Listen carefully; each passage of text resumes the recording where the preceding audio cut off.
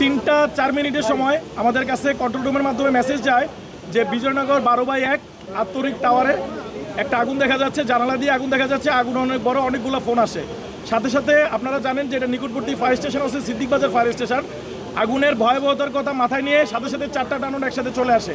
পরবর্তীতে আমরা আমাদের টিটিএল এবং ব্রিদিং টেন্ডার সহ আমাদের 6টা ইউনিট এখানে চলে আসে। আসার সাথে সাথে আমরা একসাথে প্রথম অবস্থায় আমরা অফেন্সিভ অ্যাটাক করি, যেহেতু ফায়ার টাং জানালা দিয়ে অলরেডি বাইরে চলে আসছে। সাথে সাথে যে স্টেয়ার আছে, স্টেয়ার দিয়ে উঠে আমরা আমাদের যে ব্যবস্থা আছে, সিস্টেম আছে, ওই সিস্টেমগুলো অ্যাপ্লাই করে আগুনটাকে নিয়ন্ত্রণে নিয়ে আসি 3টা 30 মিনিটের সময়। এটা আপনারা জানেন, আপনারাও দেখছেন যে এখানে আসলে করঞ্চলের অফিস, করঞ্চল 8 এবং 14-এর অফিস। আমরা যেটা দেখলাম যে 9 তলায় করঞ্চল 14-এর একটা অফিসের মধ্যে আমরা তালা ভেঙে ভিতরে ঢুকে দেখতে পারলাম যে আগুনটা অনেক বড়।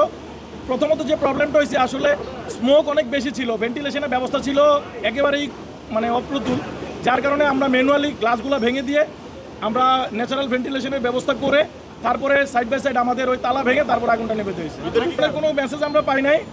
আমরা বন্ধের দিন থাকাতে কোনো লোকজন আর সিকিউরিটি ছাড়া আর কোনো লোক ওরকম দেখি নাই। 2-1 লোক নিচে ছিল, তারা আমাদেরকে গাইড করছে যেভাবে যেতে হবে, আমরা সেভাবেই গেছি। আগুনের সূত্রপাত কোত্থেকে হয়েছে এটা প্রাথমিকভাবে আমরা যেটা ধারণা করতেছি, যেহেতু অফিস ভিতরে দেখলাম যে ফাইল ছিল, সেখানে বিদ্যুৎ থেকে হতে পারে বা হয়তো বা কোনো ডেস্কটপ অন করা ছিল, এরকম হতে পারে। এটা আসলে আমাদের ইনভেস্টিগেশন করে তারপরে বলতে হবে। আসলে স্পষ্ট করে বলা যাচ্ছে এই মুহূর্তে স্পেসিফিক, আপনারাও জানেন যে আগুন মাত্র আমরা নির্বাপন করতেছি, এখনো কাজ চলতেছে, নিয়ন্ত্রণ দিছি আমরা, সো আরেকটু সময় লাগবে। একটা প্রশ্ন, যে আজকে তো ছুটির দিন, এখান থেকে আগুন হয় অফিসে মানুষ ছাড়া, তো আপনারা অন্য কিছু মনে করছেন কিনা, কোনো ষড়যন্ত্র? এটা এই মুহূর্তে বলা মুশকিল, এটা তো আমাদের আসলে যারা তদন্ত করবে তারা আসলে এটা বলতে পারবে। 14 অফিস বলেন, সেটা কিসের রুম ছিল? কোনো কাগজপত্রের রুম?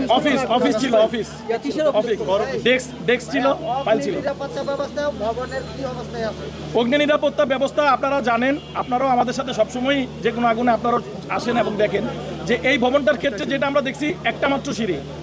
এইসব ক্ষেত্রে প্রবলেম হয় যেটা, আমরা যেদিক দিয়ে ঢুকবো সেদিক দিয়ে যদি স্মোক বেশি থাকে, সেক্ষেত্রে কিন্তু ওভারকাম করে ফায়ার ফাইটিং করাটা এটা ডিফিকাল্ট। সো এভাবে আমাদের ওভারকাম করে আমাদের ওই জায়গা পর্যন্ত, স্পট পর্যন্ত যেতে হয়েছে।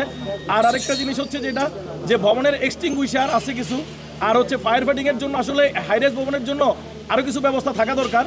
তো ওই ব্যবস্থাগুলো আসলে আমরা যখন ব্যবস্থা অ্যাপ্লাই করতে গেছি, যেমন হোস্ট ডিল আছে, সেখানে পানি পাই নাই আমরা।